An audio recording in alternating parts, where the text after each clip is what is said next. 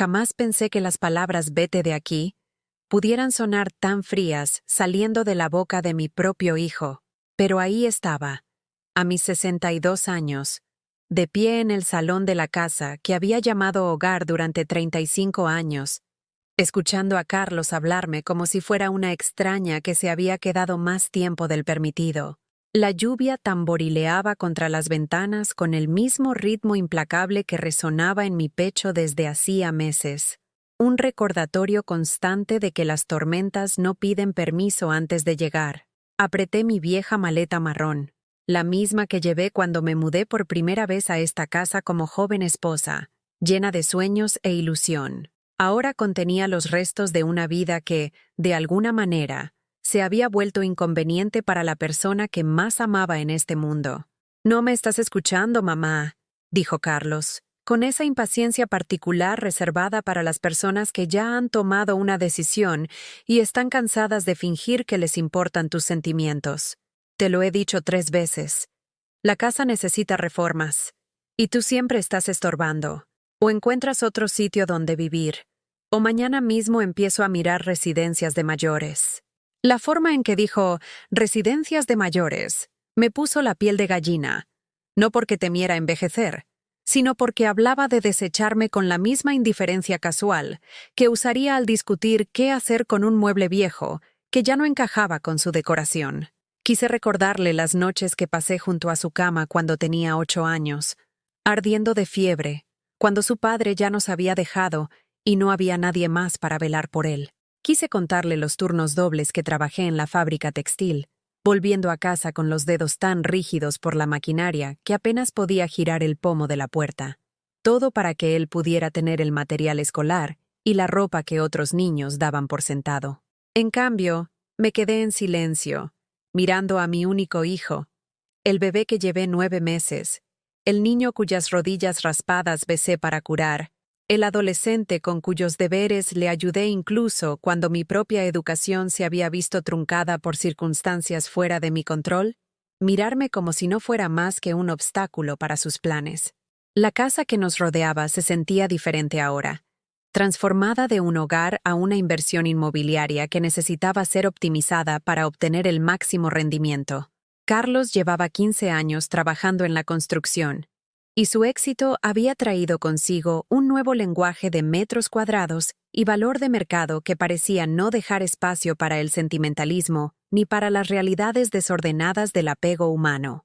Se casó con Sofía hace 3 años, una mujer 10 años más joven que me sonreía en las reuniones familiares mientras hacía comentarios sutiles sobre poner al día y modernizar todo lo que le recordaba que esta casa había existido mucho antes de que ella entrara en nuestras vidas. Tenía opiniones sobre mis muebles. «¡Qué pasadísimos!», decía con una risa que se suponía que suavizaba la crítica, pero que de alguna manera hacía que doliera más. Sofía nunca dijo nada directamente cruel, pero había perfeccionado el arte de hacer sugerencias que se sentían como órdenes envueltas en falsa preocupación. «¿No crees que Carmen estaría más feliz en un sitio con gente de su edad?», le preguntaba a Carlos mientras yo estaba justo allí, como si mi presencia se hubiera vuelto tan insignificante que bien podría haber sido invisible. Lo peor ni siquiera era la falta de respeto, era ver a mi hijo asentir, de acuerdo con las evaluaciones sobre mi vida y mis necesidades hechas por alguien que me conocía desde hacía 3 años, mientras él me conocía desde hacía 34. Se había convertido en un extraño que compartía mi apellido y mis recuerdos, pero ninguno de mis valores o entendimiento de lo que se suponía que significaba la familia. Recordé al Carlos que solía traerme flores que había cogido del jardín del vecino cuando tenía 5 años, presentándolas con la orgullosa sonrisa de alguien que creía que su madre merecía cosas bonitas. Recordé al adolescente que me defendió cuando su padre venía borracho, exigiendo dinero y profiriendo amenazas que era demasiado cobarde para cumplir cuando estaba sobrio. ¿Dónde estaba ese chico ahora?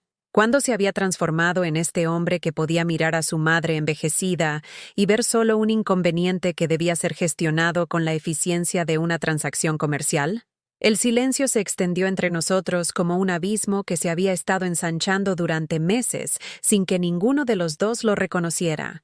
Afuera, la lluvia continuaba su asalto contra las ventanas, y me encontré preguntándome si así se sentía ahogarse.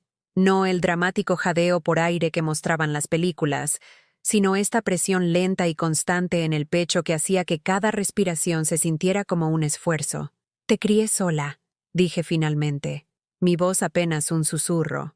No porque estuviera tratando de ser dramática, sino porque hablar más fuerte podría haber roto lo que quedaba de mi compostura. «Después de que tu padre se fuera, solo éramos nosotros dos. Pensé que eso significaba algo». Carlos se pasó una mano por el pelo, el mismo gesto que hacía de niño cuando intentaba eludir la responsabilidad por algo que había roto. «Eso era diferente, mamá. Eso era antes. Las cosas cambian. La gente crece. Tengo mi propia familia en la que pensar ahora». Su propia familia. Como si me hubieran degradado de miembro de la familia a alguna otra categoría que venía con menos derechos y consideraciones. Como si 34 años de amarlo, apoyarlo, sacrificarme por él, hubieran caducado como una garantía que ya no era válida. Mensaje del canal omitido por no ser parte de la narrativa. Miré alrededor del salón una vez más, absorbiendo las paredes que habían presenciado cada hito de nuestra vida compartida. El rincón donde Carlos dio sus primeros pasos, tambaleándose entre el sofá y mis brazos extendidos. El lugar cerca de la ventana donde montábamos su tren eléctrico cada mañana de Navidad, sentados ambos en el suelo en pijama, construyendo elaboradas vías que serían desmontadas y reconstruidas una docena de veces, antes de que terminaran las fiestas. La mesa de la cocina donde le ayudé con los deberes, donde comimos incontables comidas juntos, donde le escuché practicar discursos para presentaciones escolares y quejarse de profesores que no entendían su brillantez. Todo ello reducido ahora a espacio que necesitaba ser optimizado, y reformas que aumentarían el valor de la propiedad.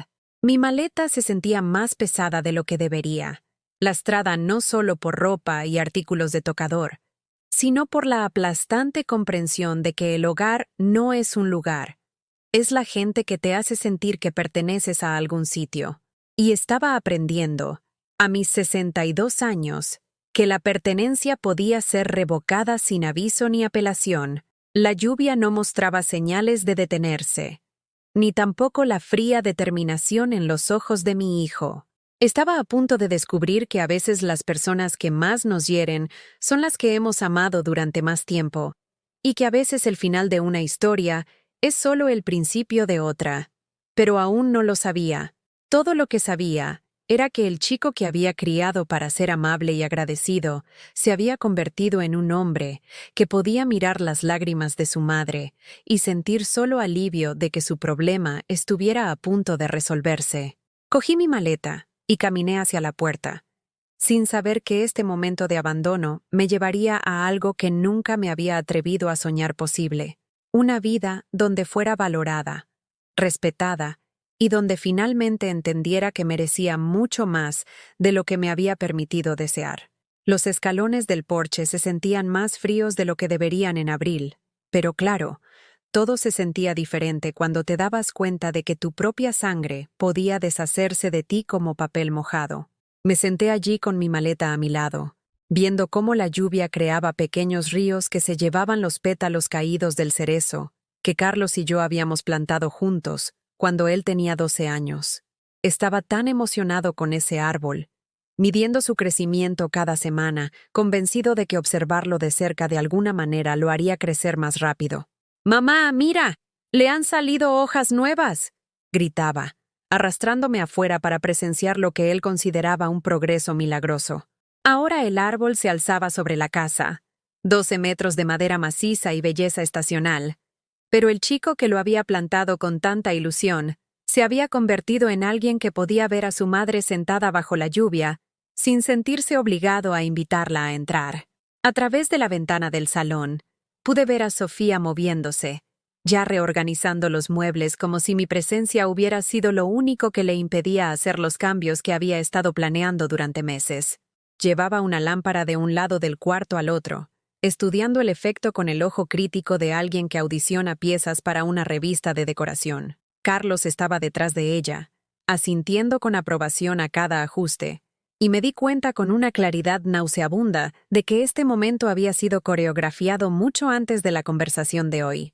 Habían estado planeando mi expulsión de la misma manera que otras personas planean itinerarios de vacaciones, discutiendo la logística, el momento y la forma más eficiente de lograr el resultado deseado.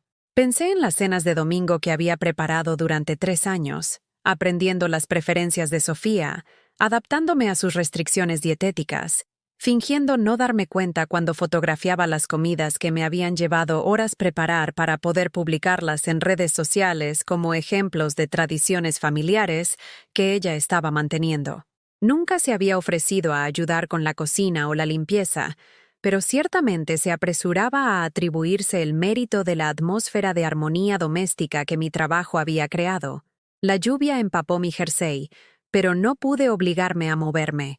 Moverme significaría aceptar que esto estaba sucediendo de verdad, que la vida que había construido en esta casa estaba verdaderamente terminada. Había pintado cada habitación, plantado cada flor en el jardín, reemplazado cada accesorio roto con mis propias manos y mi propio dinero. Esta casa contenía 35 años de mi vida, y ahora se suponía que debía irme sin más, como si nada de eso importara. Pasó un coche, sus neumáticos silbando contra el asfalto mojado, y me encontré preguntándome qué veía el conductor. Solo a una anciana sentada bajo la lluvia con una maleta, o a alguien cuya historia podría merecer ser entendida. Probablemente lo primero. La sociedad había entrenado a la gente para apartar la mirada de las escenas incómodas, para asumir que el sufrimiento visible era de alguna manera merecido, o podía ser remediado fácilmente si la víctima se esforzaba más. Mi vecina, la señora Benítez, apareció en su ventana, su rostro arrugado por la preocupación al notar mi inusual situación. Habíamos sido vecinas durante 22 años, compartiendo consejos de jardinería y tazas de azúcar prestadas, pero no el tipo de amistad que se extendía a la intervención en crisis. Me saludaba con la mano, preguntaba por mi salud, elogiaba mis rosales, pero nunca habíamos cruzado la línea del territorio personal que podría requerir que ella se involucrara en dramas familiares. La vi dudar detrás de su cortina, probablemente debatiendo si mi asunto era asunto suyo. Si ofrecer ayuda podría crear complicaciones que no estaba preparada para manejar. Después de unos minutos, su rostro desapareció de la ventana, y lo entendí. Todo el mundo tenía sus propios problemas, sus propias familias de las que preocuparse. No podía culparla por elegir ocuparse de sus propios asuntos, cuando involucrarse podría complicarle la vida. La puerta principal se abrió detrás de mí, y por un momento, mi corazón dio un salto con la esperanza de que Carlos hubiera entrado en razón, de que se hubiera dado cuenta de lo que estaba haciendo, y quisiera disculparse. En cambio, apareció Sofía, llevando un pequeño paraguas y con la clase de expresión de preocupación que la gente practica ante el espejo antes de dar malas noticias. «Carmen», dijo, su voz goteando falsa simpatía, «te estás empapando aquí afuera. ¿No crees que deberías llamar a alguien? ¿Quizás a esa amiga tuya de la iglesia?»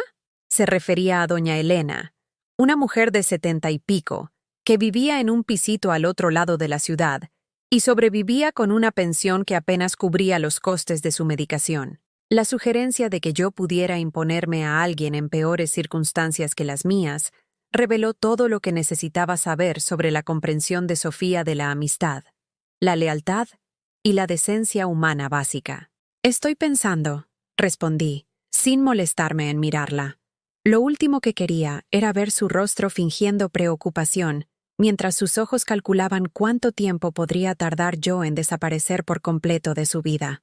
«Bueno, no puedes quedarte sentada aquí toda la noche», continuó, como si ella fuera la dueña de la casa y yo fuera alguna vagabunda que se había colado en su propiedad. «No es seguro. Y los vecinos van a empezar a preguntar». Los vecinos preguntando. Esa era su verdadera preocupación.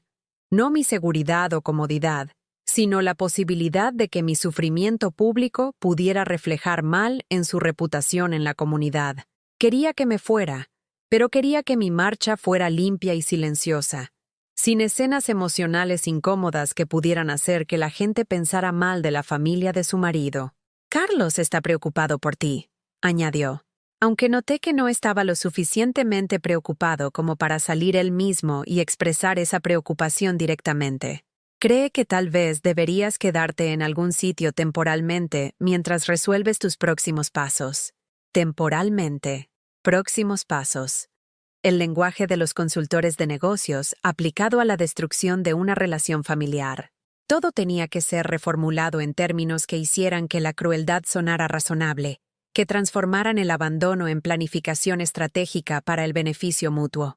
Finalmente levanté la vista hacia ella, esta mujer que se había insertado en mi familia y había envenenado lentamente la relación entre mi hijo y yo, con sugerencias que siempre sonaban útiles, pero que de alguna manera siempre resultaban en que yo me sintiera más pequeña, menos importante, más prescindible.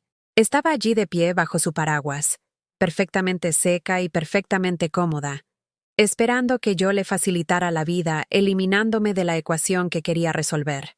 Dile a Carlos, dije lentamente, saboreando cada palabra antes de pronunciarla, que le crié para que fuera mejor que esto.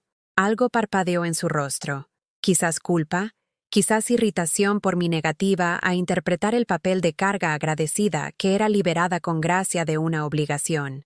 Abrió la boca como para responder, luego pareció pensárselo mejor y volvió a entrar, probablemente para informarle a mi hijo de que su madre estaba siendo difícil e irrazonable.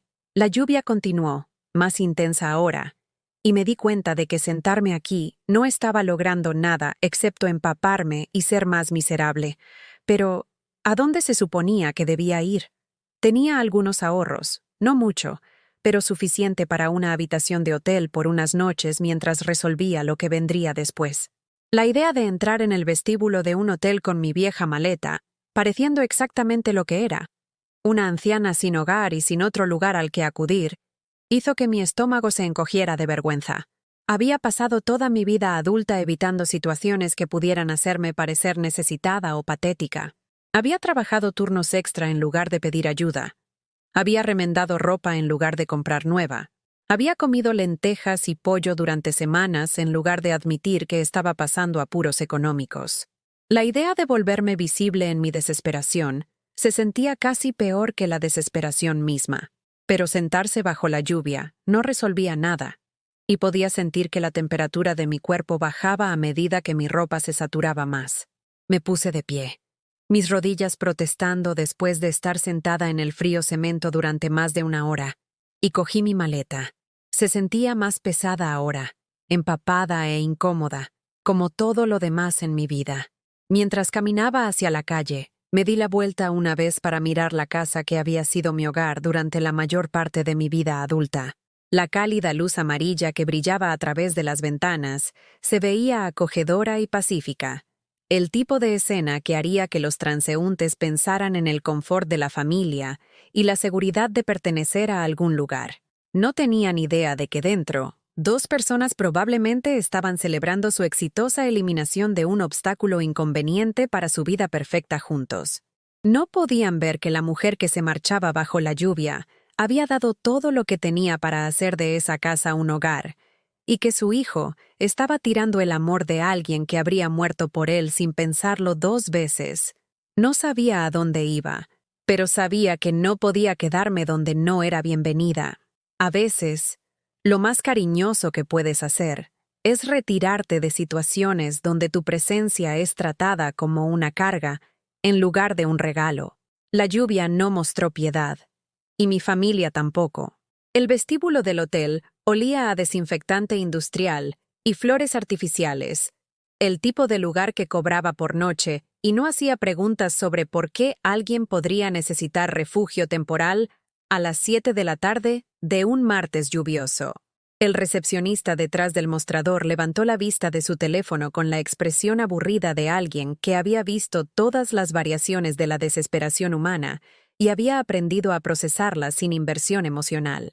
¿Cuántas noches?, preguntó, sus dedos ya moviéndose hacia el ordenador de registro como si mi respuesta fuera irrelevante para la tarifa que planeaba cobrar. Solo esta noche, dije, aunque no tenía idea de lo que traería el mañana ni a dónde podría ir cuando expirara este tiempo prestado. Tal vez más. Aún no estoy segura. Citó un precio que me hizo estremecer, más de lo que había gastado en comestibles en una semana típica, por una habitación que probablemente no había sido reformada desde los años 80. Pero le entregué mi tarjeta de crédito de todos modos, porque la alternativa era dormir en mi coche o caminar por las calles hasta encontrar otro lugar que aceptara mi dinero a cambio de un refugio básico. La habitación era exactamente lo que había esperado. Toallas finas, un televisor que recibía 3 canales con claridad y una ventana que daba a un aparcamiento donde la gente iba y venía sin hacer contacto visual. Me senté en el borde de la cama e intenté asimilar el hecho de que esta caja anónima era ahora lo más parecido que tenía a un hogar. Había salido de la casa con solo lo que cabía en una maleta, lo que significaba que tenía 3 mudas de ropa, artículos de tocador básicos y los pocos objetos que había cogido sin pensar.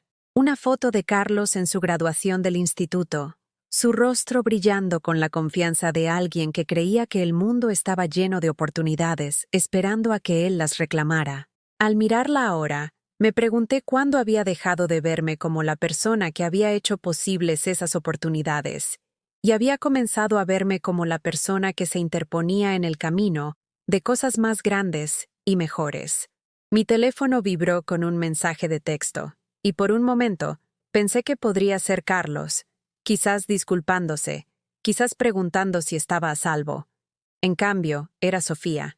Dejé algunas de tus cosas en el porche. No quería que se arruinaran con la lluvia. Algunas de mis cosas. 35 años de posesiones acumuladas, reducidas a lo que ella había considerado digno de salvar del clima. Me pregunté qué habría elegido. Probablemente artículos que no tenían valor sentimental para ella, pero que pensó que podrían serme útiles en cualquier nueva vida que se esperaba que construyera desde cero. Las cosas que importaban, álbumes de fotos, las joyas de mi madre, la colcha que cosí a mano durante el primer año de vida de Carlos, probablemente habían sido consideradas trastos de los que era necesario deshacerse de manera eficiente. Caminé hasta la ventana del hotel y miré el aparcamiento, viendo a una familia cargar equipaje en su coche. Los niños discutían sobre algo mientras sus padres se movían con la eficiencia practicada de las personas que viajaban regularmente, que tenían lugares a donde ir y gente esperándolos. Pertenecían al mundo de las familias normales, esas donde el amor no venía con fechas de caducidad y donde los padres mayores eran tesoros que debían ser apreciados en lugar de cargas que debían ser gestionadas. La lluvia finalmente había cesado, pero el pavimento aún brillaba con humedad que reflejaba las luces del aparcamiento en patrones rotos. Todo se veía distorsionado y desconocido, como si estuviera viendo el mundo a través del agua, como si hubiera sido sumergida en circunstancias que hacían imposible navegar por la vida normal. Intenté llamar a mi prima Isabel, que vivía a 2 horas de viaje en una residencia de ancianos que no permitía visitas nocturnas. Habíamos mantenido el contacto a lo largo de los años, intercambiando postales navideñas y llamadas telefónicas ocasionales sobre noticias familiares, pero nunca habíamos desarrollado el tipo de cercanía que haría que pedir ayuda se sintiera natural en lugar de humillante. ¿Carmen? La voz de Isabel transmitía sorpresa y una nota de preocupación que sugería que ya había oído algo sobre mi situación a través del boca a boca familiar que de alguna manera siempre transmitía las malas noticias más rápido que las buenas. Estaba pensando en ti. Elena mencionó que había oído algo sobre que tú y Carlos teníais algún tipo de desacuerdo. Desacuerdo. La palabra hacía que mi situación sonara como una pequeña diferencia de opinión que podía resolverse mediante una mejor comunicación en lugar del desmantelamiento sistemático de todo lo que había creído permanente en mi vida. Pero así era como estas historias se contaban y se volvían a contar. Cada repetición hacía que el dolor de la víctima pareciera más pequeño y manejable, más fácil de ignorar para todos los demás. Es más que un desacuerdo, dije, tratando de mantener la voz firme. Me pidió que me fuera. Hoy. Estoy en un hotel. El silencio al otro lado de la línea se prolongó lo suficiente para que yo entendiera que Isabel estaba calculando cuánto involucramiento estaba dispuesta a arriesgar, sopesando su simpatía por mi situación contra las posibles complicaciones de involucrarse demasiado profundamente en un drama familiar que podría reflejar mal en su propia reputación. «Ay, Carmen», dijo finalmente, su voz pesada con la clase de tristeza que siente la gente cuando se entera de tragedias que les suceden a personas que les importan, pero a las que en realidad no pueden ayudar. Lo siento mucho. Ojalá pudiera ofrecerte un lugar para quedarte, pero ya sabes lo estrictos que son aquí con las visitas. Y con mi artritis molestándome, apenas me las arreglo con mi rutina diaria. Le aseguré que lo entendía, porque así era. Isabel tenía 78 años. Vivía con una renta fija en una comunidad que tenía reglas diseñadas para mantener el orden y prevenir el tipo de interrupciones que los parientes desesperados podrían traer. No podía poner en peligro su propia situación de vivienda para ayudarme con la mía, por mucho que quisiera, pero comprenderlo no hizo que el rechazo doliera menos. Otra puerta cerrada, otra opción eliminada, otra persona que se preocupaba por mí, pero que no podía traducir ese cariño en asistencia práctica cuando más la necesitaba. Después de colgar, me senté en la única silla de la habitación del hotel e intenté hacer una lista mental de otras personas a las que podría llamar. La verdad era devastadora en su simplicidad. Había pasado tantos años concentrada en cuidar de Carlos, trabajando para mantener nuestro hogar y mantener nuestra casa, que nunca había invertido suficiente tiempo en construir el tipo de amistades que podrían sostenerme a través de una crisis como esta. Las mujeres de la iglesia me conocían como la callada, que siempre se ofrecía como voluntaria para los comités, pero que nunca compartía problemas personales. Mis antiguos compañeros de la fábrica textil se habían dispersado cuando la planta cerró hace 8 años. Algunos encontrando nuevos trabajos, otros jubilándose, todos perdiendo el contacto mientras nos adaptábamos a circunstancias cambiantes en nuestros caminos separados. Había estado tan ocupada siendo la madre perfecta, la mujer autosuficiente que nunca pedía ayuda ni creaba problemas a nadie más, que me había vuelto invisible en mi propia vida. La gente me veía como alguien confiable, servicial, siempre disponible para escuchar sus problemas o ayudar con sus proyectos, pero nunca me había posicionado como alguien que pudiera necesitar apoyo a cambio. La ironía era aplastante. Había pasado décadas enseñando a Carlos a ser independiente, a resolver sus propios problemas, a evitar convertirse en una carga para cualquier otra persona. Había tenido tanto éxito que él había aprendido a ver la dependencia como debilidad y el envejecimiento como fracaso, haciendo inevitable que con el tiempo viera a su madre envejecida como una vergüenza que debía ser ocultada en lugar de un tesoro que debía ser protegido. Mi teléfono vibró de nuevo. Esta vez era una foto de Sofía, mis pertenencias esparcidas en el porche en bolsas de basura, ya mostrando daños por el agua de la lluvia que había estado cayendo cuando las había puesto afuera. El mensaje decía: pensé que querrías saber que están ahí antes de que alguien se las lleve. Alguien se las lleve. Como si mis posesiones fueran propiedad abandonada en lugar de los artefactos acumulados de una vida vivida en esa casa durante más de 3 décadas. Como si alguien que pasara por allí fuera a ver valor en la ropa gastada y los libros viejos de una mujer cuya propia familia la había considerado lo suficientemente inútil como para desecharla. Me quedé mirando la foto hasta que mis ojos se nublaron con las lágrimas que había estado conteniendo desde que comenzó esta pesadilla. Esas bolsas de basura contenían piezas de mi madre, regalos de Carlos cuando era pequeño, y todavía me amaba incondicionalmente, proyectos en los que había trabajado durante tardes tranquilas cuando la casa se sentía pacífica y permanente. Ahora estaban en el porche como basura esperando ser recogida, expuestas al clima y al robo, evidencia visible para todo el vecindario de que Carmen Santos había sido expulsada de su propia vida y que a nadie le importaba lo suficiente como para tratar sus pertenencias con un respeto básico. La habitación del hotel se sentía más pequeña con cada hora que pasaba, sus paredes beige cerrándose como los límites de una vida que se había contraído repentinamente para ajustarse al espacio de alguien que no le importaba a nadie. Tenía suficiente dinero para quizás una semana de estancias en hoteles, pero ¿luego qué? Tenía 62 años con limitadas perspectivas laborales y sin referencias, excepto de supervisores que se habían jubilado o habían muerto hacía años. El mundo fuera de mi ventana continuaba su ritmo normal, coches llegando y partiendo, gente yendo y viniendo con propósito y destino. pero me sentía suspendida fuera de ese flujo normal, viendo cómo la vida le sucedía a otras personas, mientras intentaba descifrar cómo se suponía que alguien de mi edad reconstruyera todo desde la nada.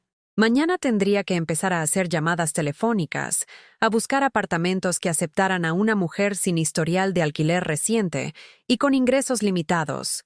Tendría que explicar mi situación a extraños que juzgarían mis circunstancias y decidirían si yo era digna de la necesidad humana básica de refugio.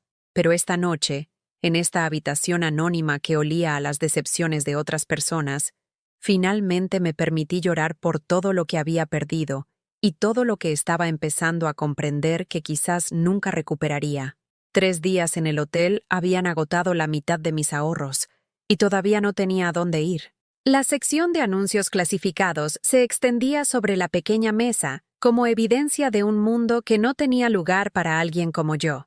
Cada anuncio de apartamento requería el alquiler del primer mes, el alquiler del último mes, fianza y referencias de caseros anteriores.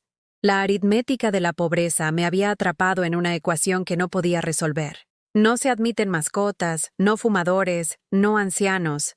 Aparecía en más anuncios de lo que parecía legal, pero estaba aprendiendo que la discriminación venía vestida con un lenguaje educado que eludía las leyes diseñadas para proteger a personas como yo.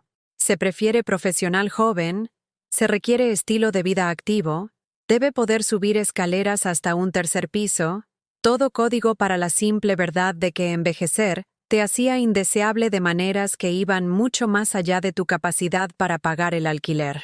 Había llamado a 17 apartamentos al mediodía del jueves, y las conversaciones seguían un patrón deprimente.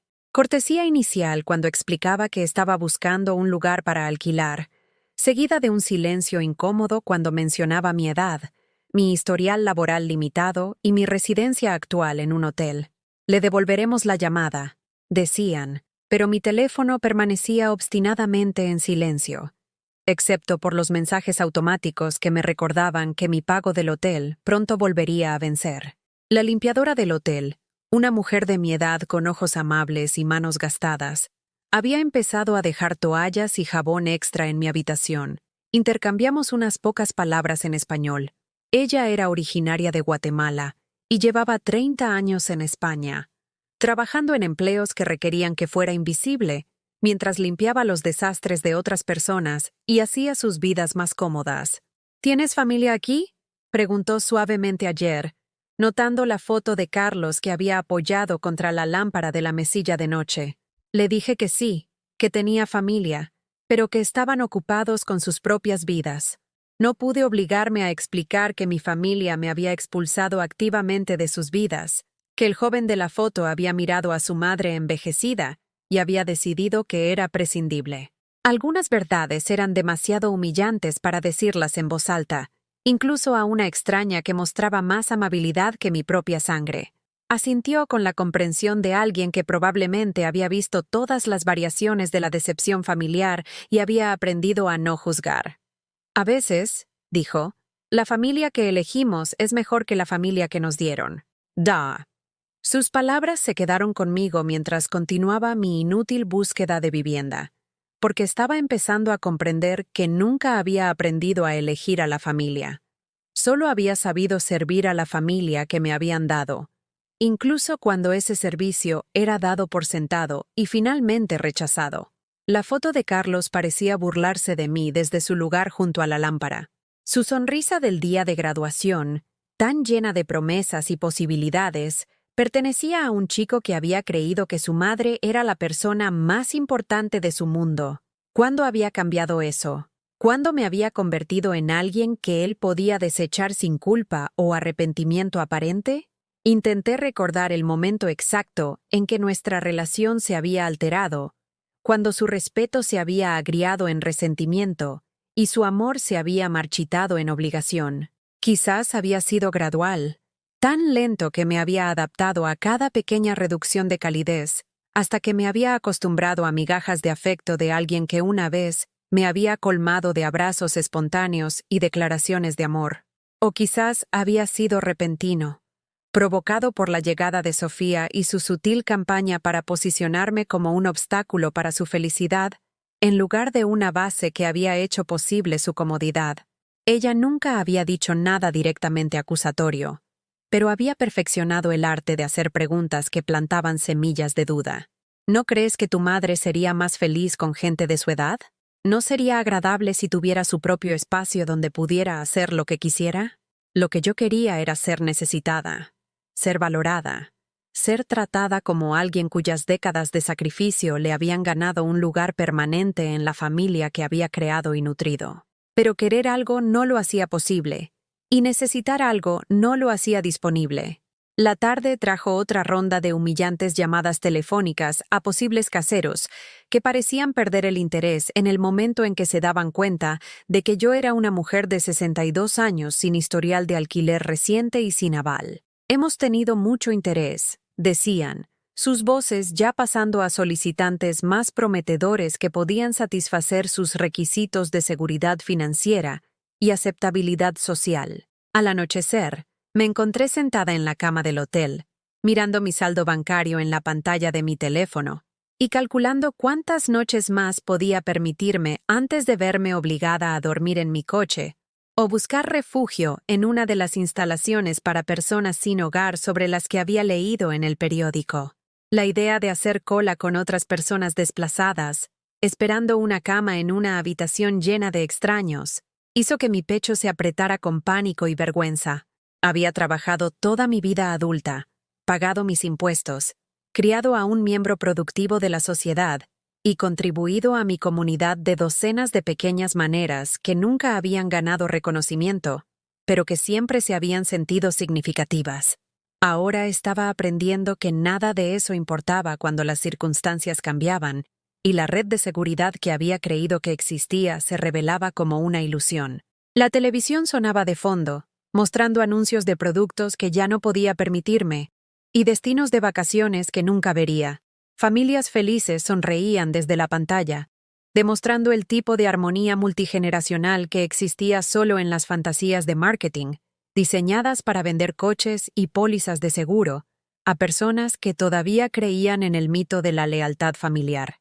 Pensé en llamar a Carlos, no para pedir nada, sino solo para escuchar su voz y quizás entender cómo alguien podía dormir pacíficamente después de destruir a la persona que le había dado la vida, el amor y cada oportunidad que había tenido. Pero el orgullo, o tal vez la autoconservación, mantuvo mis dedos lejos de su número. Ya había sido rechazada una vez esta semana. No tenía las reservas emocionales para sobrevivir a otro rechazo. En cambio, llamé a la iglesia a la que había asistido esporádicamente a lo largo de los años, esperando que quizás el padre Miguel tuviera sugerencias para alojamiento temporal o conociera recursos para mujeres en situaciones de crisis. El teléfono sonó 6 veces antes de que contestara un contestador automático, informándome de que la oficina parroquial estaba cerrada y que las emergencias debían dirigirse al número principal de la diócesis. Emergencia. ¿Era esto una emergencia? No estaba herida ni en peligro físico inmediato, solo sin hogar y quedándome sin dinero y sin opciones. ¿Eso calificaba como el tipo de crisis que merecía atención inmediata? ¿O era yo solo otra mujer mayor cuya mala planificación había creado consecuencias predecibles? El número de la diócesis me conectó con otro contestador automático y colgué sin dejar un mensaje. ¿Qué diría? ¿Que yo era un miembro de la congregación que asistía a misa quizás una vez al mes y necesitaba ayuda porque mi familia me había abandonado? ¿Que estaba buscando caridad de una institución que nunca había apoyado con nada más que asistencia ocasional y donaciones mínimas? La noche cayó con la misma eficiencia indiferente que había marcado cada atardecer desde que mi mundo se derrumbó, y me di cuenta de que me estaba convirtiendo en alguien que nunca había imaginado ser, una mujer, sin hogar, sin apoyo familiar y sin un camino claro a seguir. La habitación del hotel se sentía como una sala de espera para una vida que quizás nunca comenzaría, un espacio temporal entre la existencia que había perdido y el futuro que no podía vislumbrar. Me acosté en la oscuridad, escuchando los sonidos del aparcamiento, puertas de coche cerrándose de golpe, motores arrancando, gente yendo y viniendo con propósito y destino mientras yo permanecía suspendida en un limbo creado por mí misma. O quizás no creado por mí misma. Tal vez esto era simplemente lo que sucedía cuando amabas a las personas más de lo que ellas te amaban a ti, cuando sacrificabas todo por alguien que finalmente decidía que tu sacrificio era insuficiente.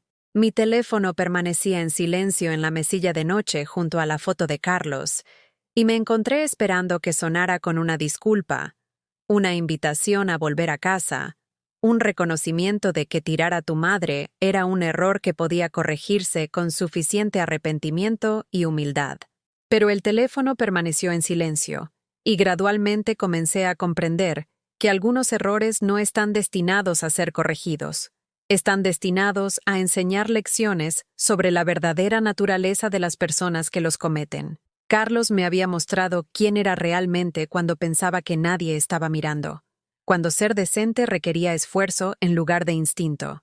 La revelación debería haberme enfadado, pero en cambio me hizo sentir vacía, hueca, como si alguien hubiera metido la mano en mi pecho y hubiera quitado todo lo que una vez me había hecho sentir viva y necesaria. Estaba aprendiendo que la angustia no era solo una expresión. Era una realidad física que hacía que respirar se sintiera como un trabajo y que existir se sintiera como un castigo. Mañana tendría que hacer más llamadas telefónicas, mirar más apartamentos que no podía pagar y continuar el humillante proceso de intentar convencer a extraños de que una anciana sin hogar merecía un refugio básico. Pero esta noche, finalmente acepté que la vida que había conocido había terminado de verdad, y no tenía idea de qué, si acaso algo, la reemplazaría. La oscuridad fuera de mi ventana era absoluta, y coincidía con la oscuridad que sentía, asentándose sobre todo lo que una vez había creído sobre la familia, el amor y las recompensas que se suponía que debían llegar a aquellos que vivían sus vidas con amabilidad y dedicación. Pero todavía tenía algo que ellos habían olvidado, algo que podría cambiarlo todo, aunque aún no lo sabía. La mañana del viernes trajo un aviso de desalojo deslizado bajo la puerta de mi habitación de hotel. No porque no hubiera pagado, sino porque necesitaban la habitación para una reserva de convención que les reportaría más dinero que mi estancia prolongada. 48 horas para encontrar otro lugar a donde ir, presentado en el lenguaje educado de la necesidad comercial que hacía que mi falta de vivienda sonara como un inconveniente menor de programación. Me senté en la cama sosteniendo el aviso, y algo dentro de mí cambió. No esperanza exactamente, sino algo más duro y duradero. Un tranquilo reconocimiento de que había estado abordando esta crisis de manera equivocada. Había estado rogando por migajas de un mundo que me veía como desechable, tratando de demostrar mi valía a personas que ya habían decidido que no tenía ninguna, pero estaban equivocados. Y lo que es más importante, yo estaba equivocada al aceptar su evaluación. Caminé hacia el espejo sobre la cómoda y me miré. Realmente me miré, por primera vez desde que comenzó esta pesadilla. Vi a una mujer que había trabajado 43 años sin pedir nunca un día libre a menos que estuviera realmente enferma. Una mujer que había criado a un hijo sola mientras tenía 2 trabajos, y de alguna manera se las había arreglado para mantener la comida en la mesa y la ropa en su espalda. Una mujer que nunca había pedido limosnas, ni puesto excusas, ni culpado a otras personas por sus problemas. El rostro en el espejo pertenecía a alguien que había sobrevivido al abandono de su marido, al cierre de la fábrica textil, a las crisis económicas y a una docena de crisis más pequeñas que habrían roto a personas más débiles. ¿Cuándo había empezado a creer que sobrevivir a todo eso me hacía débil en lugar de fuerte? Recordé algo entonces. Un recuerdo que había estado enterrado bajo semanas de humillación y desesperación. Hace 23 años, cuando Carlos tenía 11 años, y vivíamos al día, un hombre vino a nuestra puerta durante una de las peores tormentas del invierno. Tendría unos 30 años, empapado hasta los huesos, llevando una pequeña maleta y pareciendo alguien que se había quedado sin opciones. «Señora», había dicho cuando abrí la puerta, «siento molestarla, pero vi su luz encendida. Mi coche se averió hace aproximadamente 1 kilómetro, y he estado caminando bajo esta lluvia durante 2 horas.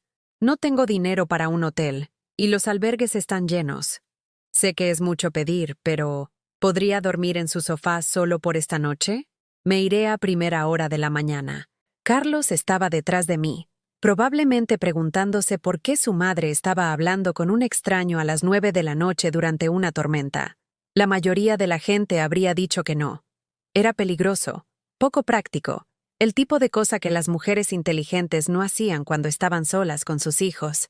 Pero algo en los ojos del hombre me recordó mi propia desesperación durante los meses después de que mi marido se fuera, cuando había llamado a puertas buscando trabajo y había sido rechazada una y otra vez. Había visto esa combinación particular de esperanza y humillación que se produce cuando te ves obligado a pedir ayuda a extraños que no deberías necesitar. «Pase», le dije, haciéndome a un lado para dejarlo entrar. «Está calado. Déjeme traerle una toalla y algo de ropa seca». Su nombre era Eduardo Soto, y viajaba de Sevilla a Madrid para una entrevista de trabajo en una empresa constructora. Su coche había estado haciendo ruidos extraños durante semanas, pero no podía permitirse las reparaciones, y había apostado a que aguantaría hasta que pudiera ganar suficiente dinero para arreglarlo correctamente. La apuesta había fallado en una carretera oscura durante el peor clima de la temporada. Le di de cenar, lentejas y el último trozo de pollo que había estado guardando para el almuerzo de Carlos al día siguiente, y escuché su historia mientras secaba su ropa junto al radiador. Era un ingeniero que había sido despedido cuando su empresa redujo personal, había estado desempleado durante 8 meses y se encontraba con sus últimos 200 euros cuando apareció esta oportunidad de trabajo. «Sé que no es mucho», había dicho a la mañana siguiente, presionando un billete de 20 euros en mi mano a pesar de mis protestas. «Pero cuando tenga mi primera nómina, le enviaré más. Me salvó la vida anoche y no lo olvidaré». Le dije que se quedara con su dinero, que necesitaría cada euro para su entrevista y lo que viniera después.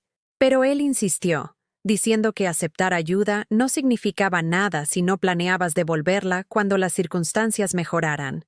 «Algún día», había dicho, estrechándome la mano con la formalidad de alguien que hace una promesa solemne, «cuando esté en posición de ayudar a la gente de la misma manera que usted me ayudó a mí, recordaré cómo es la amabilidad. Y si alguna vez necesita algo, cualquier cosa, busque la forma de contactar a Eduardo Soto y moveré montañas para ayudarla». Escribí mi nombre y dirección en un trozo de papel y se lo di, más para que se sintiera mejor por aceptar caridad que porque esperara volver a saber de él. La gente decía cosas así cuando estaba agradecida, pero la gratitud se desvanecía y la vida seguía. Y con el tiempo las buenas intenciones se convertían en recuerdos más fáciles de olvidar que de honrar.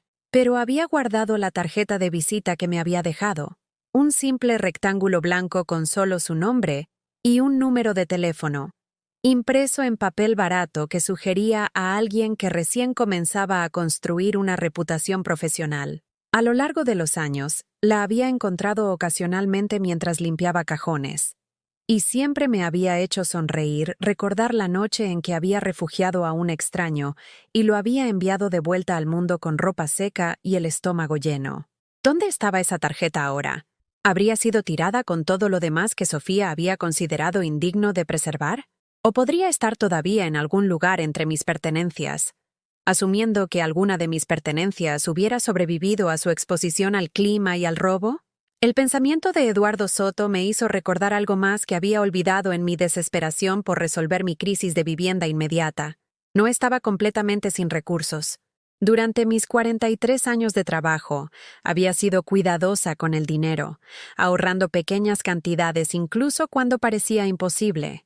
La mayor parte de esos ahorros se había destinado a la educación de Carlos y a diversas emergencias familiares a lo largo de los años. Pero había una cuenta que nunca había tocado, ni siquiera mencionado a nadie. Mi madre me había dejado una pequeña herencia cuando murió hace 15 años. No mucho, quizás 8.000 euros. Y lo había puesto en una cuenta de ahorro separada que había fingido que no existía.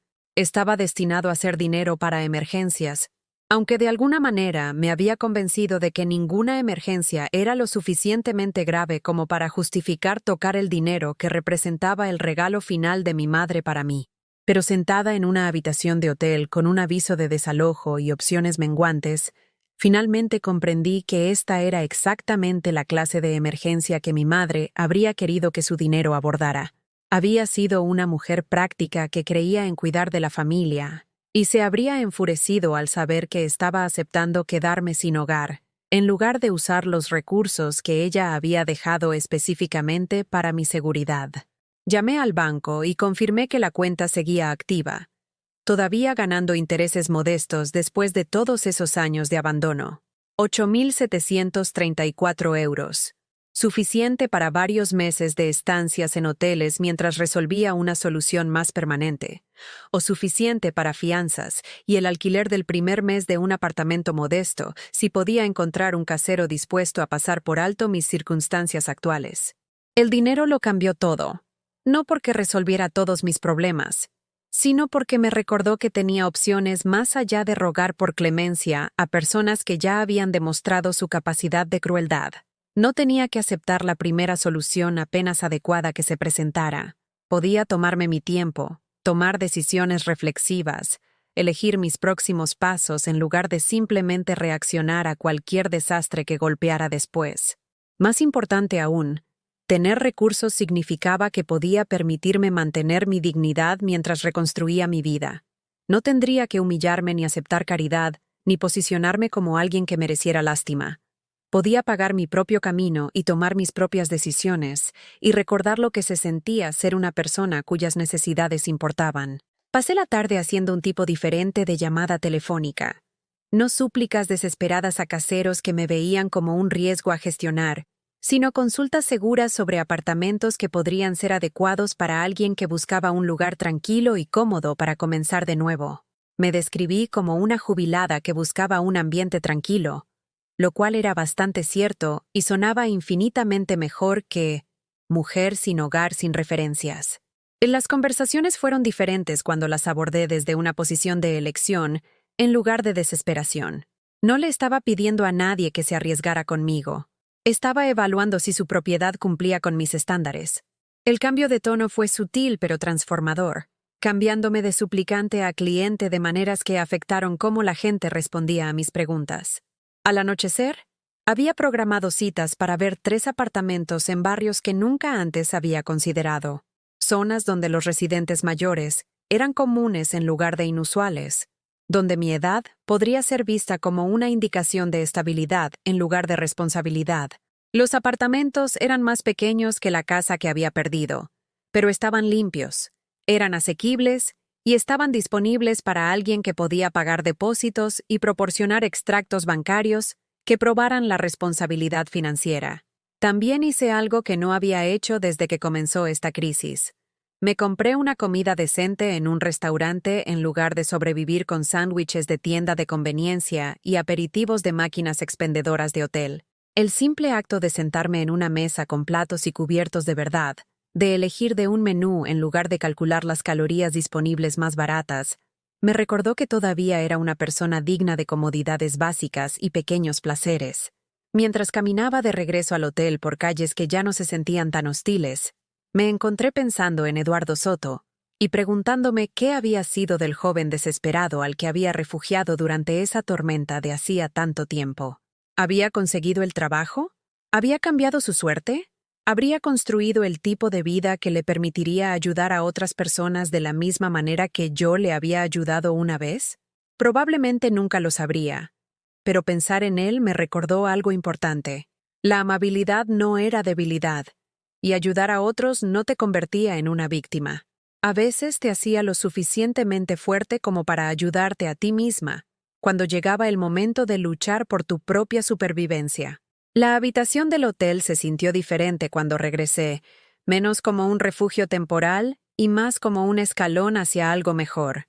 Mañana miraría apartamentos y elegiría mi futuro en lugar de aceptar los restos que otras personas estuvieran dispuestas a ofrecerme. Por primera vez en semanas, me dormí planeando en lugar de solo sobreviviendo. El sábado trajo una extraña sensación de claridad que no había sentido en meses. Me desperté en la habitación del hotel, no con el pavor familiar que había sido mi compañero desde que comenzó este calvario, sino con algo que se sentía casi como anticipación. Hoy miraría apartamentos, pero lo que es más importante, comenzaría el proceso de recuperar mi vida en mis propios términos. El primer apartamento estaba en un barrio tranquilo a 15 minutos de mi antigua casa, lo suficientemente cerca como para que ocasionalmente pudiera encontrarme con gente que conocía, pero lo suficientemente lejos como para no tener que conducir más allá de la vida que había perdido cada vez que fuera a la compra. El edificio era más antiguo, pero estaba bien mantenido, con amplios pasillos y un ascensor que funcionaba sin problemas, diseñado en una época en la que la accesibilidad estaba incorporada en lugar de ser adaptada. La casera, señora Adela Vázquez, era una mujer de 70 y tantos, que poseía 3 pequeños edificios de apartamentos, y los gestionaba ella misma, con la eficiencia de alguien que había estado resolviendo los problemas de vivienda de otras personas durante décadas. Me saludó en la entrada con el tipo de apretón de manos firme que sugería que juzgaba a las personas por su carácter en lugar de por sus circunstancias. «Así que está buscando un lugar tranquilo», dijo mientras subíamos en el ascensor al tercer piso. «Bien, no alquilo a gente de fiesta ni a nadie que piense que su música debe ser compartida con todo el edificio. Mis inquilinos valoran la paz, y yo me aseguro de que la obtengan». El apartamento era perfecto en su simplicidad. 2 dormitorios, un baño, una cocina con espacio suficiente para una pequeña mesa, y un salón con ventanas que daban al este, hacia un patio interior donde alguien había plantado jardines entre los edificios. El inquilino anterior había vivido allí durante 12 años antes de mudarse a vivir con su hija, y había dejado el lugar inmaculadamente limpio con algunos muebles básicos que la casera estaba dispuesta a incluir en el alquiler. «¿Referencias?», preguntó la señora Vázquez, sacando una solicitud de alquiler que parecía haber sido fotocopiada docenas de veces. «Tengo extractos bancarios», dije, entregándole los documentos que había impreso esa mañana. «Puedo pagar el alquiler del primer y último mes más la fianza hoy si está dispuesta a trabajar conmigo en la situación de las referencias. Estoy en transición ahora mismo, pero como puede ver, tengo los recursos financieros para ser una inquilina confiable». Estudió los extractos bancarios con la atención de alguien que había aprendido a leer entre líneas de las situaciones financieras de la gente. «En transición», repitió. «¿Divorcio? Dificultades familiares», dije, lo cual era bastante cierto, y no requería que explicara los humillantes detalles de la traición de mi hijo. A veces hay que hacer cambios cuando las circunstancias cambian. Algo en mi tono debió haber transmitido suficiente información, porque asintió con la comprensión de alguien que probablemente había visto todas las variaciones de desastre familiar que llevaban a la gente a necesitar una nueva vivienda rápidamente. «Llevo 38 años alquilando apartamentos», dijo, doblando los extractos bancarios y devolviéndomelos. «Aprendes a reconocer a la gente que cuidará un sitio y a la gente que no. Me parece que usted es alguien que cuida las cosas». Terminamos el papeleo sentadas en la mesa de su cocina, en el apartamento justo debajo del que iba a alquilar, y me encontré preguntándome si así se sentía la normalidad. Tomar decisiones racionales sobre asuntos prácticos con personas que te trataban como a una adulta capaz de gestionar tus propios asuntos. «Puede mudarse mañana mismo si quiere», dijo, aceptando mi cheque por las fianzas y el alquiler del primer mes. «Tendré los suministros transferidos a su nombre para el lunes. Bienvenida al edificio, señora Santos». El segundo apartamento que había planeado visitar de repente me pareció innecesario. Este lugar se sentía correcto de maneras que no tenían nada que ver con los metros cuadrados o las comodidades, y todo que ver con ser tratada con un respeto básico por alguien que entendía que la vivienda era más que solo márgenes de beneficio. Pasé el resto del sábado comprando lo esencial: sábanas, toallas, algunos platos y tazas, suficientes provisiones para abastecer el frigorífico y la despensa con comidas sencillas para la próxima semana. Cada compra se sintió como un pequeño acto de desafío contra la narrativa de que era demasiado vieja, demasiado pobre, demasiado problemática para merecer comodidades ordinarias. Los vendedores me trataron como a cualquier otro cliente, preguntando si necesitaba ayuda para encontrar algo, sugiriendo productos que podrían satisfacer mis necesidades, procesando mis pagos con la misma cortesía profesional que mostraban a todos los demás. Nadie me miró y vio un caso de caridad o una carga, o alguien cuyas circunstancias deberían inspirar lástima en lugar de respeto. El domingo por la mañana, cargué mi coche con mis pertenencias del hotel y los nuevos artículos que había comprado, y conduje hasta mi edificio de apartamentos con algo que se parecía notablemente a la emoción. La limpiadora del hotel me había ayudado a bajar mis bolsas al coche, negándose a aceptar la propina que le ofrecí, pero aceptando mi promesa de que recordaría su amabilidad. «Que Dios la bendiga», dijo, abrazándome con genuina calidez. «Usted es fuerte. Lo veo en sus ojos. Las mujeres fuertes como nosotras sobrevivimos a todo». Mudarme al apartamento me llevó 3 horas, incluido el tiempo que pasé arreglando muebles, guardando provisiones y colgando las pocas fotografías que había logrado salvar de mi antigua vida. La foto de Carlos fue a un cajón en lugar de a un estante, no porque quisiera olvidarlo, sino porque necesitaba recordarme a mí misma como alguien que existía independientemente de su aprobación o rechazo. Por la tarde, estaba sentada en mi nueva mesa de cocina con una taza de café, mirando al patio interior donde un señor mayor estaba cuidando hortalizas en un huerto urbano. La escena era pacífica de maneras que había olvidado que eran posibles, sugiriendo el tipo de comunidad donde la gente se ocupaba de sus propios asuntos, pero estaba disponible si necesitabas ayuda. Me quedaba suficiente dinero de la herencia de mi madre para vivir modestamente durante varios meses, mientras ideaba planes a largo plazo. Quizás buscaría un trabajo a tiempo parcial, algo que me proporcionara ingresos y un propósito sin las exigencias físicas de los trabajos de fábrica que me habían sostenido durante la mayor parte de mi vida laboral. Quizás haría voluntariado con organizaciones que ayudaran a otras mujeres en situaciones de crisis, usando mi experiencia para guiar a la gente a través del tipo de desastre que acababa de sobrevivir. Pero primero, quería encontrar algo en lo que había estado pensando desde que resurgió mi recuerdo de Eduardo Soto.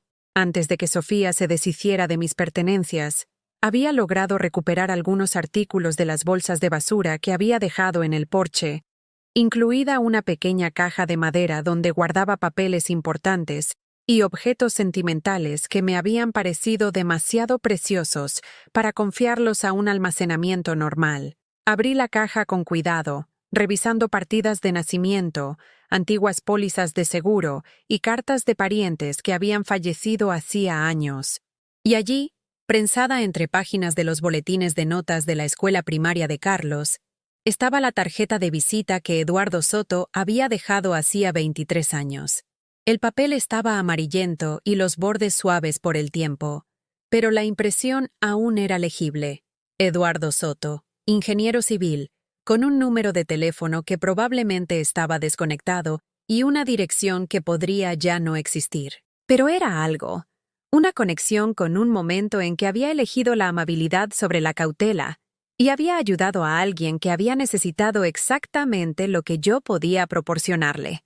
Sostuve la tarjeta a la luz de la ventana, estudiándola como un artefacto de una vida anterior cuando yo había sido alguien que abría puertas a extraños y compartía comidas con personas que no tenían otro lugar a donde ir. Esa mujer me parecía ahora a la vez ajena y familiar. Ajena porque había olvidado su generosidad y fuerza, familiar porque todavía estaba aquí, enterrada bajo meses de humillación, pero no destruida por ella. Lo inteligente probablemente sería tirar la tarjeta, aceptar que 23 años era demasiado tiempo para esperar que alguien recordara una deuda de gratitud, especialmente alguien que probablemente había construido una vida exitosa y se había movido mucho más allá de las circunstancias que lo habían traído a mi puerta durante aquella tormenta de invierno. Pero algo me hizo dudar. Quizás era curiosidad por lo que le había sucedido al joven desesperado al que había ayudado. Quizás era el recuerdo de su promesa de mover montañas si alguna vez necesitaba ayuda. Quizás era simplemente el reconocimiento de que no tenía nada que perder al intentar reconectar con alguien que una vez me había visto como su salvación en lugar de su carga. Me encontré pensando en la extraña sincronización de todo. ¿Cómo había recordado a Eduardo Soto justo cuando necesitaba recordar mi propia capacidad de amabilidad? ¿Cómo su tarjeta de visita había sobrevivido cuando tantos otros recuerdos se habían perdido o destruido? ¿Cómo su promesa se había hecho durante una tormenta no muy diferente a la que acababa de arrasar mi propia vida? La parte racional de mi mente insistía en que la gente se mudaba, cambiaba de número de teléfono, olvidaba promesas hechas en momentos de desesperación. Pero la parte de mí que había elegido ayudar a un extraño 23 años atrás estaba dispuesta a creer que algunas conexiones trascendían el tiempo y las circunstancias, que la amabilidad creaba lazos que podían sobrevivir décadas de separación. Coloqué la tarjeta de visita sobre la mesa de mi cocina junto a mi taza de café y la estudié mientras el sol de la tarde se movía por el patio interior y el señor mayor terminaba su trabajo de jardinería.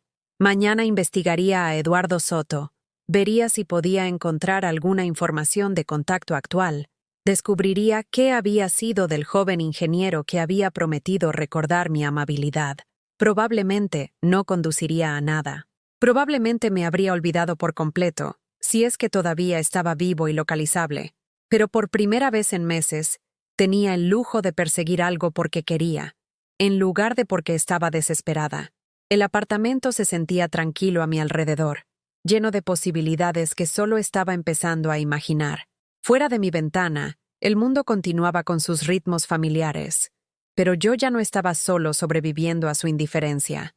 Me estaba preparando para reclamar mi lugar en él. El lunes por la mañana, me senté en la mesa de mi cocina con la tarjeta de visita de Eduardo Soto y mi teléfono, tratando de decidir si contactar a alguien después de 23 años era un acto de esperanza o de desesperación. El número de la tarjeta probablemente estaba desconectado, la dirección seguramente obsoleta, pero algo me obligó a intentarlo. Empecé con una búsqueda en Internet en la biblioteca pública, escribiendo Eduardo Soto Ingeniero Civil en el ordenador y esperando que el universo pudiera ofrecerme alguna pequeña piedad después de semanas de implacable decepción. Lo que encontré me hizo dejar de respirar por un momento. Eduardo Soto ya no era solo un ingeniero. Era el fundador y CEO del grupo de construcción Soto, una de las mayores promotoras inmobiliarias del país. El sitio web mostraba a un hombre de unos 50 años con un traje caro, de pie frente a edificios que se elevaban hacia el cielo como monumentos a un éxito que yo no podría haber imaginado cuando él estaba goteando en mi salón. El joven desesperado que había llamado a mi puerta durante aquella tormenta de invierno se había convertido en alguien cuyos proyectos remodelaban barrios enteros, cuya empresa empleaba a cientos de personas, cuyo éxito se medía en millones de euros y kilómetros cuadrados de terreno urbanizado. La transformación era tan completa que parecía imposible que este pulido ejecutivo hubiera necesitado refugio alguna vez de alguien, especialmente de una trabajadora textil que vivía al día. Me quedé mirando su foto corporativa durante mucho tiempo, buscando rastros del viajero exhausto al que había alimentado con lentejas mientras su ropa se secaba junto a mi radiador. Su rostro se había rellenado, su pelo había encanecido en las sienes, y sus ojos tenían la confianza de alguien que nunca había conocido un problema que no pudiera resolver con suficiente dinero y determinación. Pero algo en su expresión me recordó aquella noche, una calidez que sugería que el éxito no había borrado por completo su recuerdo de lo que se sentía necesitar ayuda. La oficina principal de la empresa estaba listada en Madrid, con oficinas regionales en otras 6 ciudades, incluyendo una aquí en la capital de la comunidad autónoma. La dirección local estaba en el distrito de negocios, en una de esas torres de cristal que se habían construido durante el boom inmobiliario de la última década. Eduardo Soto se había elevado literalmente por encima de las circunstancias que lo habían traído a mi puerta, pero también había regresado a la zona donde nos conocimos por primera vez. Pasé una hora leyendo sobre los proyectos de su empresa, centros comerciales, promociones residenciales, edificios de oficinas que albergaban el tipo de negocios donde Carlos trabajaba y se sentía importante. El grupo de construcción Soto se especializaba en lo que el sitio web llamaba desarrollo centrado en el ser humano. proyectos que equilibraban el beneficio con las necesidades de la comunidad y la responsabilidad ambiental. Un artículo mencionaba la filosofía personal de Eduardo. El éxito no significa nada si no incluye la obligación de ayudar a otros a subir la misma escalera que has usado para alcanzar tus metas. Otro lo citaba diciendo que la misión de su empresa era crear oportunidades para personas que de otra manera podrían ser pasadas por alto por las prácticas comerciales tradicionales. El lenguaje sonaba a marketing corporativo, pero algo en la consistencia del mensaje a través de múltiples entrevistas sugería que podría ser genuino. Este era un hombre que había construido un imperio mientras aparentemente mantenía algún recuerdo de lo que se sentía ser impotente y dependiente de la amabilidad de extraños. Pero 23 años eran mucho tiempo. La gente cambiaba, las circunstancias evolucionaban, y el joven agradecido que había prometido mover montañas por la mujer que lo había ayudado, podría haberse convertido en alguien que veía tales promesas como sentimientos ingenuos de una vida diferente. La gente exitosa aprendía a protegerse de las peticiones de ayuda que podían convertirse rápidamente en abrumadoras obligaciones. Imprimí la información de contacto de la empresa y caminé a casa por calles que de repente se sentían cargadas de posibilidades. Quizás contactar con él no conduciría a nada más que a un cortés acuse de recibo de un asistente que había sido entrenado para manejar solicitudes de personas que alegaban conexiones históricas con el CEO.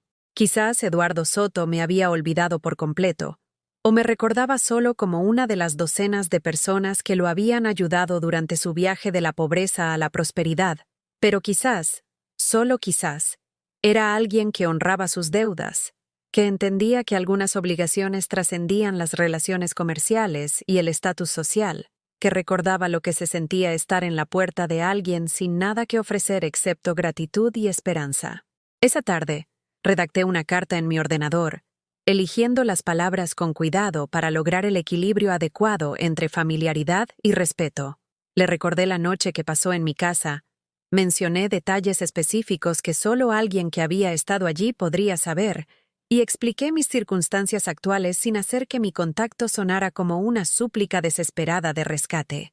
Hace 23 años, me prometió que si alguna vez necesitaba ayuda, debería encontrar la forma de contactarle, escribí. No le escribo para pedirle dinero o caridad. Le escribo porque estoy comenzando de nuevo a mis 62 años, y a veces, cuando estás reconstruyendo tu vida, ayuda a reconectar con personas que entendieron tu amabilidad cuando el mundo parecía decidido a ignorarla. Sellé la carta en un sobre y la dirigí a Eduardo Soto personalmente, marcándola personal y confidencial, con la esperanza de que pudiera llegar a él en lugar de ser filtrada a través de cualquier sistema que protegiera a la gente exitosa de la correspondencia no deseada. El martes por la mañana, envié la carta desde la oficina de correos, pagando un extra por la confirmación de entrega para saber que había llegado a su destino. Luego traté de olvidarme del asunto, centrándome en cambio en las tareas prácticas de instalarme en mi nuevo apartamento y comenzar a planificar lo que viniera después en mi vida. Pero el miércoles por la tarde, mientras estaba ordenando libros en el pequeño estante que había comprado para el salón, sonó mi teléfono. El número no me era familiar, y casi no contesté, asumiendo que era otra llamada de marketing de empresas que intentaban vender seguros o sistemas de seguridad para el hogar a personas cuyos nombres habían aparecido en alguna lista de cambios de dirección recientes. ¿Señora Santos? La voz era profesional pero cálida, con un acento que sugería educación y refinamiento. Soy Isabel Montero, del Grupo de Construcción Soto. Le llamo en nombre del señor Eduardo Soto, quien recibió su carta ayer. Mi corazón se detuvo. Había recibido la carta, recordado lo suficiente como para hacer que alguien me devolviera la llamada. Le había importado lo suficiente como para responder en 24 horas, pero que llamara a un asistente sugería el tipo de distancia educada que la gente exitosa mantenía entre ellos y las complicaciones de su pasado. Al señor Soto le gustaría mucho hablar con usted personalmente, continuó Isabel, pero actualmente está en reuniones que se prolongarán hasta tarde esta noche. Me ha pedido que coordinemos una hora en la que usted pueda estar disponible para reunirse con él mañana. Reunirme con él. No una llamada telefónica, no una breve conversación, sino una reunión real que sugería que se estaba tomando mi contacto lo suficientemente en serio como para invertir tiempo y atención en renovar nuestra conexión. ¿Sería conveniente mañana a las 10 de la mañana? Preguntó Isabel. El señor Soto sugirió reunirse en su casa, si eso le resulta cómodo, o en su oficina si prefiere un entorno más formal. Mi casa. Quería venir a mi apartamento, volver al tipo de espacio doméstico modesto donde nos conocimos por primera vez, en lugar de requerir que yo navegara por el intimidante paisaje de oficinas corporativas y asistentes ejecutivos. Mi casa estará bien, logré decir, dándole mi nueva dirección y preguntándome qué pensaría Eduardo Soto de la mujer que una vez había sido lo suficientemente segura como para albergar a extraños, pero que ahora estaba reconstruyendo su vida en un apartamento de 2 dormitorios con muebles prestados. «Excelente», dijo Isabel. «El señor Soto está muy ilusionado de volver a verla. Ha mencionado su amabilidad muchas veces a lo largo de los años y está agradecido por la oportunidad de reconectar». Después de colgar, me senté en mi salón tratando de asimilar lo que acababa de suceder. En menos de 48 horas, una carta enviada con mínimas expectativas había generado una respuesta que sugería que Eduardo Soto no solo me recordaba, sino que consideraba nuestra reunión lo suficientemente importante como para reorganizar su agenda y viajar a mi casa. La parte práctica de mi mente insistió en gestionar mis expectativas. Probablemente solo estaba siendo educado, cumpliendo una obligación con alguien que lo había ayudado cuando era vulnerable. La reunión probablemente sería breve y cordial, una oportunidad para que expresara su gratitud en persona antes de regresar a su vida exitosa y olvidarse de mí de nuevo. Pero algo más profundo sugería que esto podría ser diferente. La velocidad de su respuesta, su disposición a reunirse en mi casa, el tono de Isabel cuando mencionó con qué frecuencia había hablado de mi amabilidad, todo indicaba que mi carta había desencadenado algo más significativo que una obligación educada. El jueves por la mañana, preparé mi apartamento como si esperara a la realeza, no porque el éxito de Eduardo Soto me intimidara, sino porque quería que viera que la mujer que lo había ayudado había mantenido su dignidad a pesar de las circunstancias que la habían obligado a empezar de nuevo. Preparé café y dispuse las sencillas galletas que había comprado en la tienda en un plato que había pertenecido a mi madre. Me puse mi mejor vestido, no elegante, pero limpio y planchado y representativo de alguien que se cuidaba a sí misma y a su entorno. Exactamente a las 10 en punto, un coche negro se detuvo frente a mi edificio. No una limusina, pero claramente caro, el tipo de vehículo que anunciaba el éxito de su dueño sin ser ostentoso. El hombre que salió era inconfundiblemente Eduardo Soto, aunque 23 años de prosperidad lo habían transformado de maneras que las fotografías no podían capturar. Se movía con la confianza de alguien acostumbrado a ser la persona más importante en cualquier habitación. Pero cuando miró hacia mi edificio, su expresión transmitía algo que me recordó al joven incierto que había estado en mi puerta durante aquella tormenta de invierno. Observé desde mi ventana cómo entraba en el edificio, y me encontré conteniendo la respiración mientras esperaba que llamara a mi puerta, preguntándome si los próximos minutos validarían mi decisión de contactar con él, o confirmarían que algunas conexiones eran demasiado frágiles para sobrevivir al paso del tiempo y al peso de las circunstancias cambiadas. Cuando llegó el golpe, fue suave pero seguro, el sonido de alguien que había aprendido a llamar la atención sin exigirla. Abrí la puerta y encontré a Eduardo Soto de pie en mi pasillo. Y por un momento simplemente nos miramos a través de 23 años de separación y transformación. Estaba más alto de lo que recordaba, sus hombros más anchos, su presencia imponente de maneras que el éxito le había enseñado a proyectar. Pero sus ojos tenían la misma combinación de inteligencia y vulnerabilidad que me había hecho confiar en él lo suficiente como para abrir mi puerta durante aquella tormenta de invierno. «Doña Carmen», dijo, quitándose el sombrero con cortesía a la antigua, «usted se ve exactamente como la he recordado todos estos años». Era una mentira amable. Yo era 23 años mayor, marcada por décadas de trabajo y preocupación, y una angustia reciente. pero algo en su tono sugería que veía más allá de los cambios físicos, la esencia de la mujer que le había dado refugio cuando no tenía a dónde ir. «Eduardo», dije, haciéndome a un lado para darle la bienvenida a mi modesto apartamento. «Pasa, por favor». Hice café. Entró con la atención cuidadosa de alguien que entendía que los hogares revelaban el carácter de maneras que las oficinas nunca podrían. Sus ojos se movieron a través de mis muebles sencillos, mis pocos objetos decorativos, los álbumes de fotos que había dispuesto en el estante, haciendo un inventario no con juicio, sino con reconocimiento. «Todavía tiene eso», dijo, notando el pequeño crucifijo de madera que colgaba cerca de la ventana de mi cocina, el mismo crucifijo que había estado en mi antigua casa, heredado de mi abuela y trasladado a cada hogar que había hecho. El hecho de que recordara un detalle tan pequeño después de más de 2 décadas me dijo todo lo que necesitaba saber sobre la clase de hombre en que se había convertido a pesar de su riqueza y estatus. El éxito no había borrado su capacidad de atención a las cosas que importaban a las personas que le habían importado. Nos sentamos en la mesa de mi cocina con café y galletas, y durante unos minutos hablamos de temas seguros. El tiempo, los cambios en la ciudad, lo diferente que se veía todo después de tantos años. Pero gradualmente, la conversación se movió hacia un territorio más profundo mientras Eduardo preguntaba por mi vida, y yo me encontraba contándole sobre Carlos, sobre el matrimonio que me había sostenido, y el abandono que casi me destruye. ¿Su hijo le pidió que se fuera?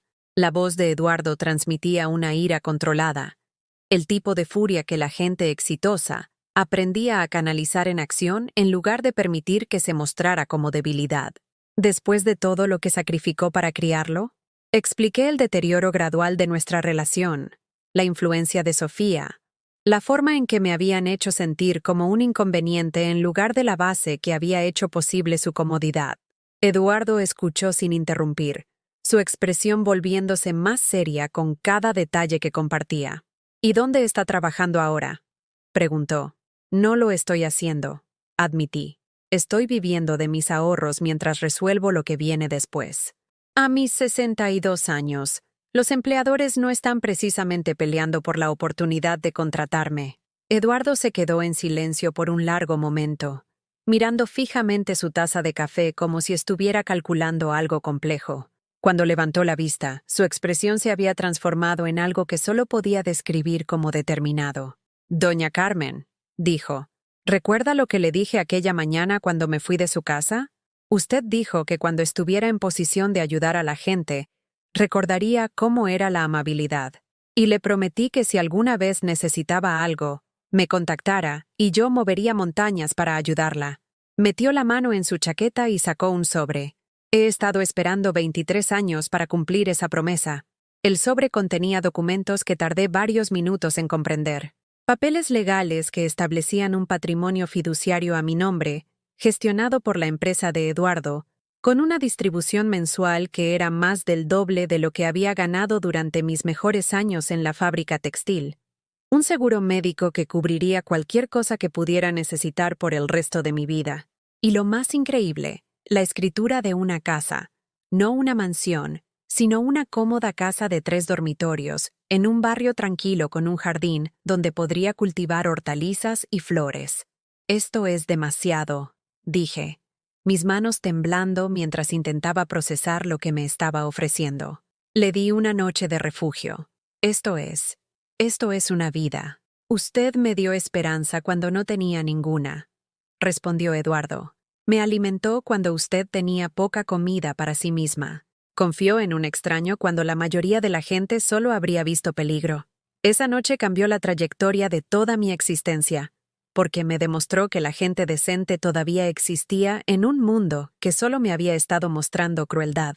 Continuó explicando cómo aquella entrevista de trabajo había lanzado su carrera, cómo la confianza que había ganado al sobrevivir a su punto más bajo lo había impulsado a construir algo significativo, cómo mi amabilidad se había convertido en el principio fundamental de todo lo que había logrado.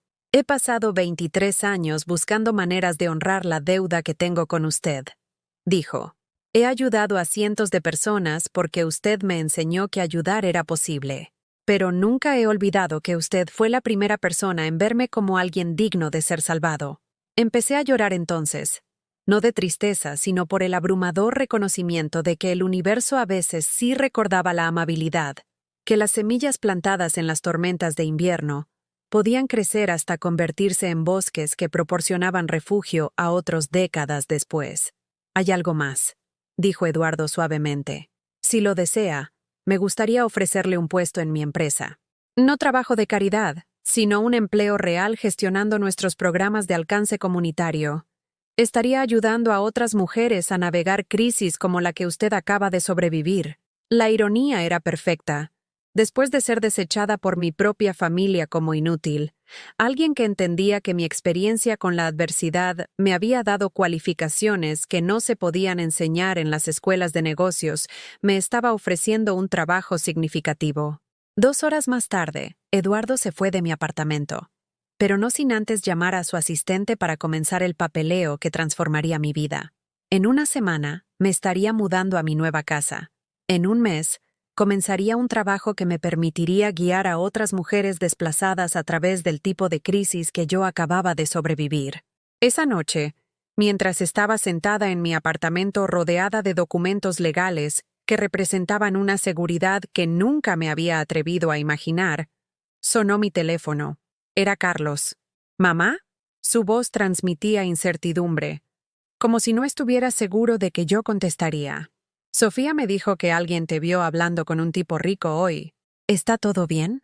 Casi me reí de la suposición de que una mujer como yo no podía tener conexiones legítimas con gente exitosa, que cualquier interacción con la riqueza debía indicar algún tipo de emergencia o confusión que requería intervención familiar.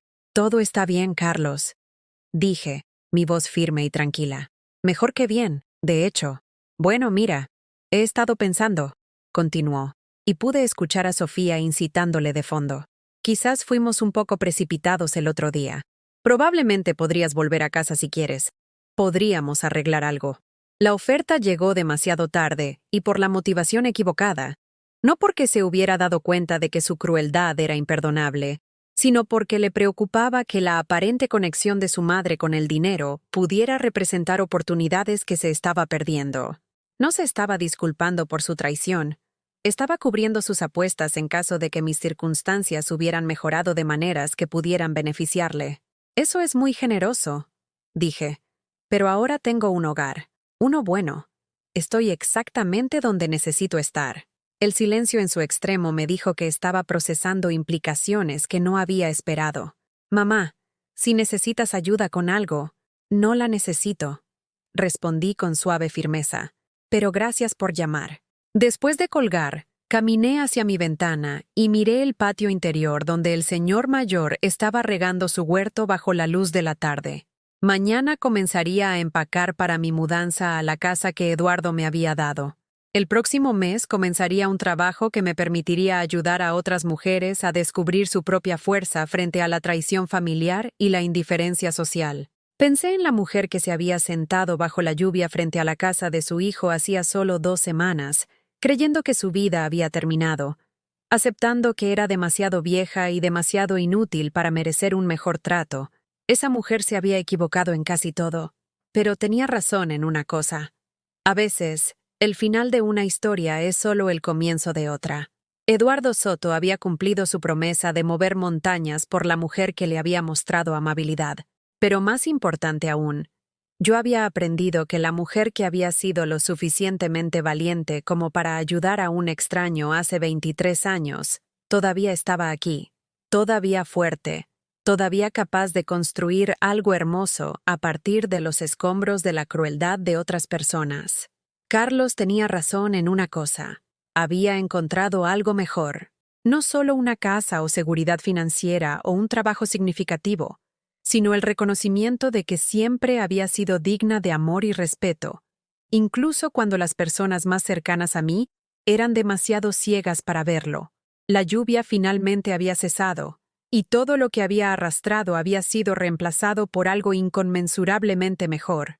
Había aprendido que a veces tienes que perderlo todo para descubrir cuánto vales en realidad, y yo valía más de lo que jamás me había atrevido a soñar.